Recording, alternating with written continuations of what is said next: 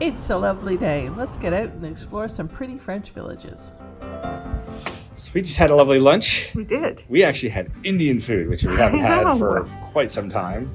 But where are we? So we are in Bergerac, Yeah.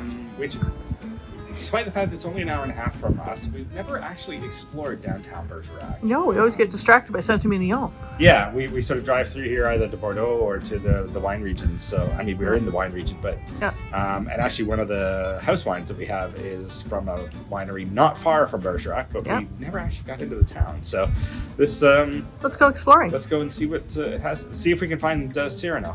Do it.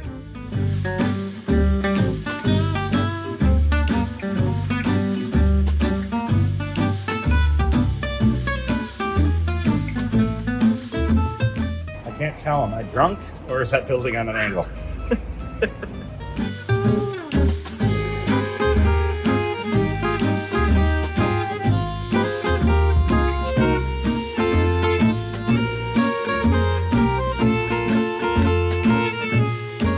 Well, this one's for sale, and it doesn't look a day over 800 years old. What do you think? That looks like a project to me. It does look like a project. Just keeping it upright, frankly. And it's not really upright to begin with. So.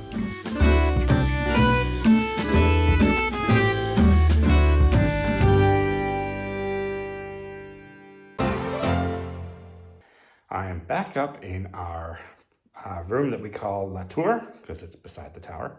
And I am going to get this mirror up on the wall properly. It took me a little while to find the right hardware because it is a lot heavier than it looks, actually. But I want to make sure that it is good and sturdy against the wall and well hung. So let's at least try and get the hardware on and try and get it up on the wall. And then we can hang a few other paintings in here and see if we can get the decoration nice and set up.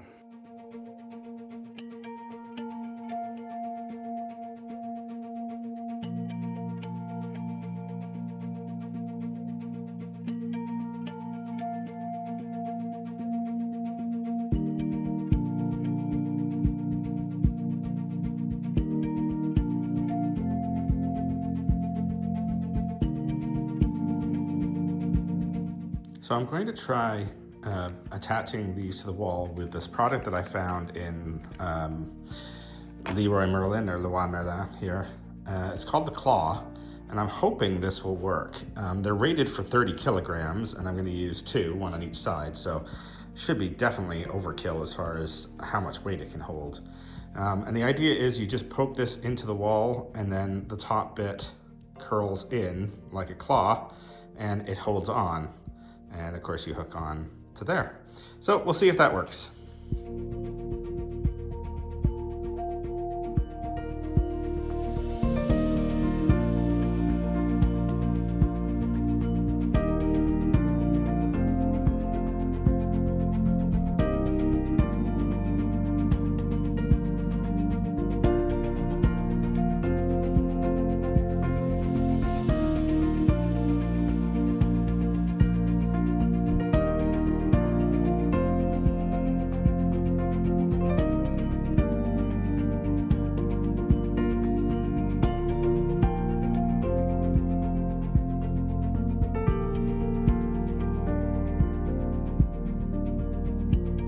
So there it is, up on the wall.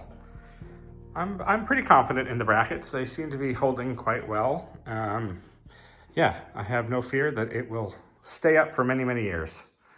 And now it can all be decorated.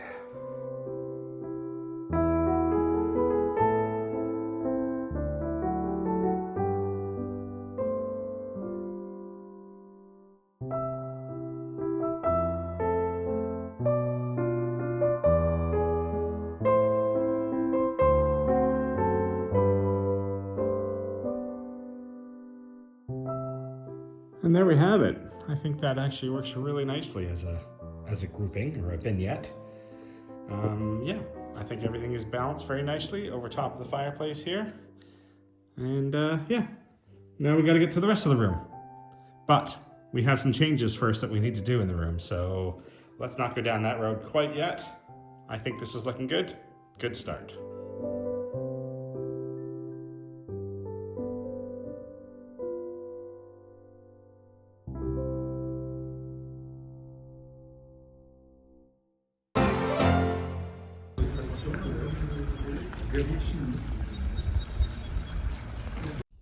So we decided to take a road trip today. Road trip. It's sunny. It is. It's a beautiful day.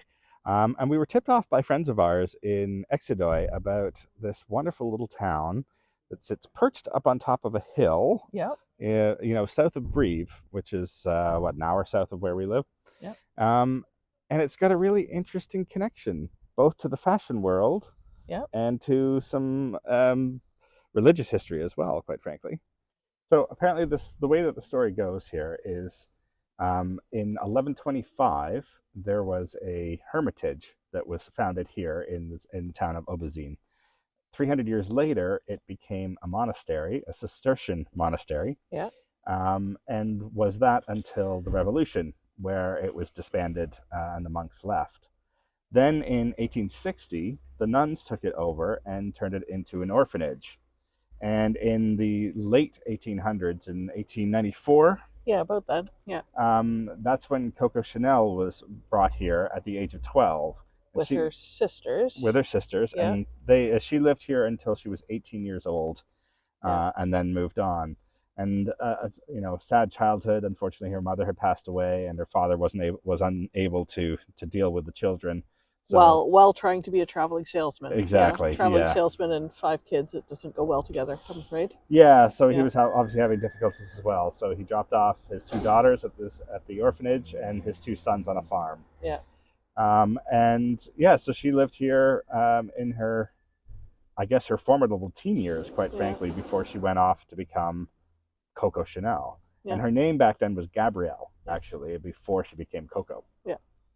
So, yeah, we're standing where Chanel did. Yeah. Sort of the start of something that sort of took the world by storm, as in the fashion world anyway. Yeah, she's a complicated figure because there's a lot of evidence that she was a sympathizer during the war. Yeah. So, not great from that side of history, but obviously a huge contribution from the historical fashion side and, sort of women's power of the 20s and whatnot. So she's, like most characters in history, quite complicated. But made a real, character and a life for herself, and was obviously a very strong person to be able to come from such humble roots to become such a fashion icon. Yeah.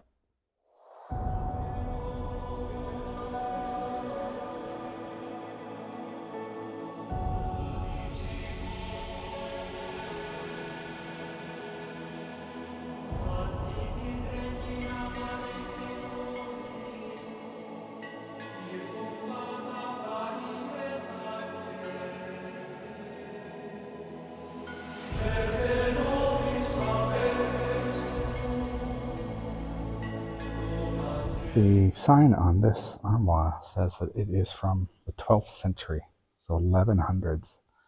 That is a very, very old armoire. And looking at the hardware on it, I can see why. I mean, look at the fantastic workmanship on the hinges and the handle and locking mechanism. And just to show you the advancements of a couple of hundred years, this is actually a 15th century armoire. So the graphic designer in me is kind of fascinated by the fact that the windows of this cathedral were an inspiration for Coco Chanel's logo. It's one of those things that I'm always looking for when I'm developing a logo or brand for somebody is what's the unique icon? What's the thing that we can use to represent it?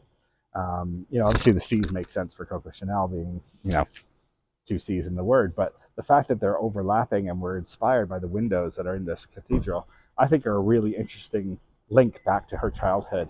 And it's something that I like to do whenever I'm developing brands. It's let's see if we can find something that is meaningful either to the person or to the building that we're doing the brand for. Very cool.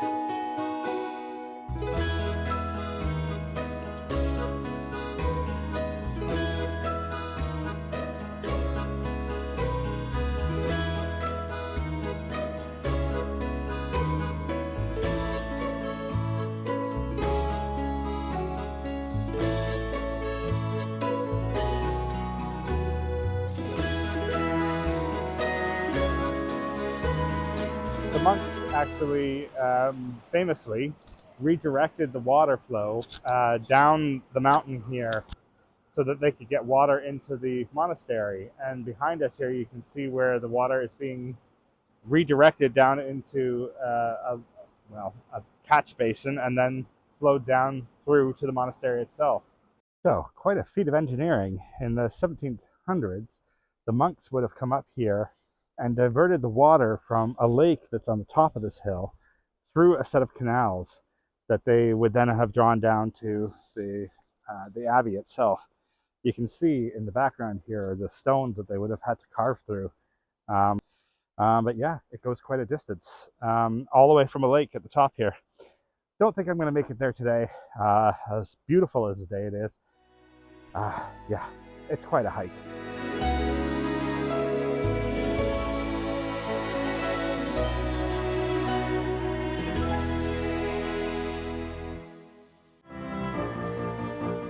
Thanks for joining us. Feel free to hit that like and subscribe, and I hope everyone has a great week.